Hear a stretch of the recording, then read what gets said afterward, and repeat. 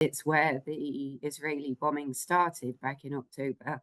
And he and his young family, he has three small children under 11, all have had to move house 15 times because they have been bombed pretty much everywhere that they've gone. Now, Hamas is saying that 200 people were killed in Gaza during the Israeli rescue of 4 hostages. Over 100 hostages are still being held in Gaza. There's no end in sight to the conflict, with ceasefire talks making no progress so far. For families on both sides of the conflict, the cost of the delay is real. Let's speak to Christina Lamb, the Sunday Times chief foreign correspondent. She's been speaking to people on both sides of this, is with us now. Morning, Christina. Good morning, Claire. So I was absolutely fascinated to read your piece in the paper today. Just tell us who you've been speaking to. So it seemed to me that sometimes it's easy to forget the people behind the stories and what it's actually doing to them. So I spoke to people either side of the conflict. I spoke to the Levy family, so I spoke to Michael Levy, whose youngest brother, Or, was at the music festival on October the 7th with his wife, and with incredibly bad luck, literally arrived 9 minutes before the Hamas attack. And he and his wife ran into a bomb shelter, but fighters, Hamas terrorists, came in after them and killed his wife and in front of him, and then took Or, who is 33 and a software engineer, and they took him as one of the hostages. So that family is, of course, absolutely beside themselves. In fact, it took them quite a while to discover he had been taken hostage. And the couple had a little 2-year-old boy, Almog, who every day is asking, "Where's mummy? Where's daddy?" And then on the other side in Gaza, I spoke to Mohammed al-Katawi, who's in northern Gaza, which actually we don't hear about that much now, but it's very difficult for people to access. It's where the Israeli bombing started back in October. And he and his young family, he has three small children under 11, all have had to move house 15 times because they have been bombed pretty much everywhere that they've gone. So they talked about the strain of that, but also how difficult it is to get food because there's near famine in the north. There's no NGOs operating there.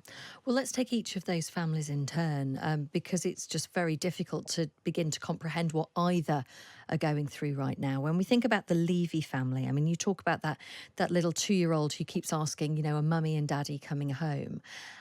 That is just such a profound impact on that family. How are they coping? How are they speaking to that child? And how are they dealing with what is essentially a day-to-day unknown? It's incredibly difficult, of course. And to start with, they weren't really answering when he asked that question. He's been staying mostly with his grandparents, but also with one of his uncles. But then they spoke to a psychologist who said that they should tell him that his mummy isn't coming back. So they have told him that. And it will be his birthday in 2 weeks' time. He'll be 3, and they really don't know what to do. I mean, how can you have a birthday party or celebrate in this kind of situation? So they're besides themselves. And of course, yesterday when the news broke that hostages had been rescued, of course, for these hostage families, it's real up and down. They keep thinking, is there going to be a peace deal? And then maybe we get our relatives back. If there's a rescue, could it be our family? And then you find it isn't. It's just incredibly harrowing to think what they're going through. And then equally for Mohammed and his family in northern Gaza, just give us a sense of what their day-to-day life is like, and indeed what they have been through during the war. Sure. So, I mean, even to speak to me on the phone was difficult because they don't have any power, electricity. There are a few people in the area who have solar power for charging, so you have to go and charge up your phone with them. You have to find a place where you could get a signal. So it wasn't easy. And he told me, really, apart from the fact that they have to keep moving from neighborhood to neighborhood because of bombing, their biggest issue really is food, and their normal daily food is breakfast is like a cup of black tea and maybe 2 dry biscuits, and then they have one other meal. And sometimes they don't even have 2 meals, but if they have one other meal, it's a kind of rice, sometimes a kind of soup, sometimes with rice.